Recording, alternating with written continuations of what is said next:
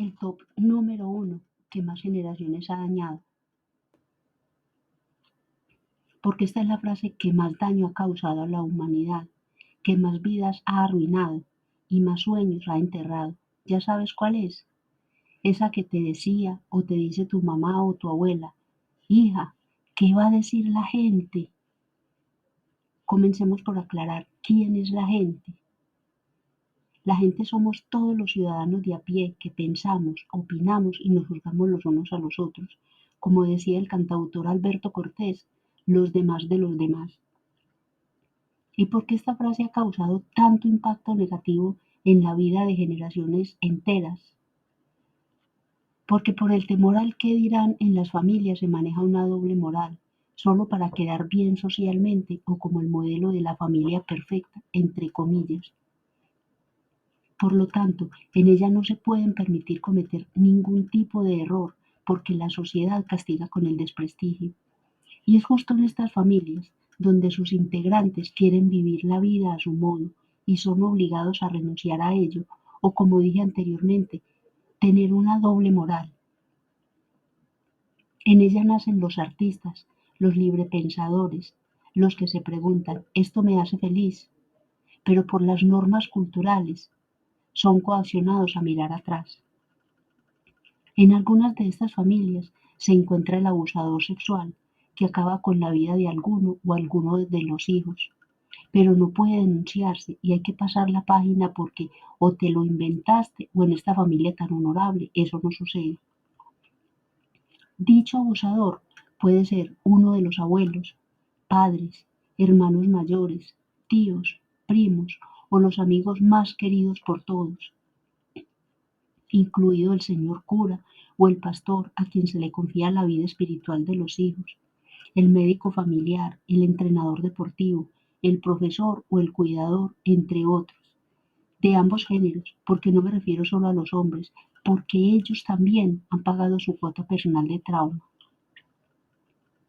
Esta hermosa frase es la cuna del incesto, la pedofilia, la pederastia y peor aún del trauma, en este caso del abuso sexual, con el cual estas personas tienen que vivir el resto de sus vidas, porque son sometidos a un silencio castrante que les mata el alma, porque cuando se tuvo un poco de valentía y se le contó la situación a mamá o a un adulto representativo para el niño o el joven, estos hicieron caso omiso de lo ocurrido o lo trataron de mentiroso o de una imaginación demasiado creativa, lo que deja a esta personita con un sentimiento de culpa eterno. Los que cuentan con un poco de suerte son retirados de la familia y enviados a internados o con otros familiares con el fin de protegerlos, lo cual agrava más la situación, porque quien debe ser cuidado y protegido sale siendo castigado por el comportamiento de un adulto irresponsable de sus actos. ¿Qué va a decir la gente?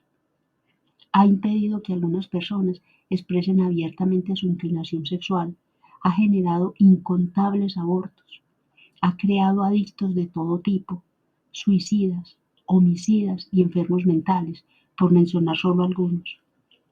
Y si aún te parece una exageración, te coloco un ejemplo. Conozco familias donde hay varias mujeres adultas solteras, a las cuales se les dice señoritas y son las madres de uno o dos hijos. Solo que no puede decirse que son suyos, primero, porque son hijos de su propio padre, y segundo, porque su mamá los toma como suyos para no deshonrar la familia. A esta hermosa frase se le añade otra igual de nociva: mi hija, la ropa sucia se lava en casa. Te estarás preguntando, ¿cómo me ayuda en todo esto el Ho'oponopono? Te voy a dar varias razones. La primera es: recuerda que el Ho'oponopono es un sistema de perdón y de sanación interior que te ayuda a descubrir tu divina humanidad y que a través de ella te apoya con tu situación específica.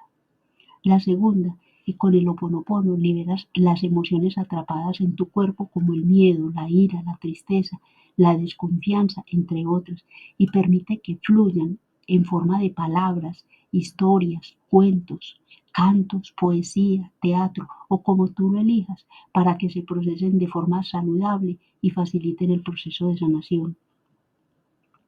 Tercero, te cambia la perspectiva a través de la práctica consistente, porque puedes ver el mundo con una mirada de amor y gratitud, incluso hacia las experiencias traumáticas, y transformar el dolor en una oportunidad para el crecimiento personal y la conexión espiritual.